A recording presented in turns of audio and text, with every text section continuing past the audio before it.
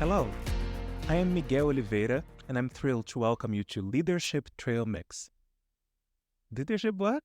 Yes, Leadership Trailmix. This name came from an analogy I honestly can't remember if I heard or came up with while working with leaders. It speaks to the fact that leadership is a mix of a lot of things, and while they are powerful together, sometimes we need to sort them to fully understand how they make an impact. So, in this podcast, we will be putting the trail mix on the table, separating the peanuts from the pretzels, from the raisins, and looking at each of them individually so that we, as leaders, can know exactly the ratio of each ingredient when working with our teams. This is what this podcast is all about. 5 to 10 minutes reflections about things I'm seeing, hearing, and reading, followed by a call to action on different aspects of people leadership. No rocket science, probably not much newness either, mostly reminders. My hope is that the leaders I support, and honestly, anyone who comes in contact with this podcast, can, while driving to the office, making breakfast, or waiting for their kids to finish football practice, find in these episodes reassurance that they are not alone and be inspired to be a better version of themselves, not only for their teams at work, but for everyone they cross paths with. Okay, but who the heck am I? And why should you listen to what I have to say? Why should you trust me? Well, I hear you. And as tempting as it is to jump right into it and talk about leadership, I will dedicate this episode to an intro where I will share my story with you and also why leadership is so important to me. If none of this matters to you, be my guest, skip to the next episode, no hard feelings. But if you're at least a little bit curious, please stick around to learn more about the guy talking to you. So, you already know my name, Miguel Oliveira. Oliveira means olive tree in Portuguese, which in the Greek mythology is a symbol of peace and friendship. But why Portuguese? Well, because I'm from Brazil, born and raised in Rio de Janeiro, and since 2018 I live in the United States, more specifically in Colorado. A few things about me, and here I'm going really personal, okay?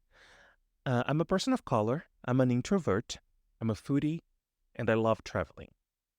I'm a son to Miguel and Margarida, I'm a brother to Milena, I'm an uncle to Mateo, and I'm a husband to Jim, my partner who makes me a better person every day. I'm also a friend to many people, not the most present friend to be honest, but a loyal and caring one. And I'm a psychologist by trade and a certified coach with almost 20 years of experience in HR. I'm currently serving as HR business partner for an amazing group of professionals at a major CPG company, after having worked in many HR subsystems such as recruitment and talent development for companies in a variety of industries, including telecommunications, oil and gas, and packaging. One thing that people sadly get surprised about me is the fact that I love my job. Yes, I really do.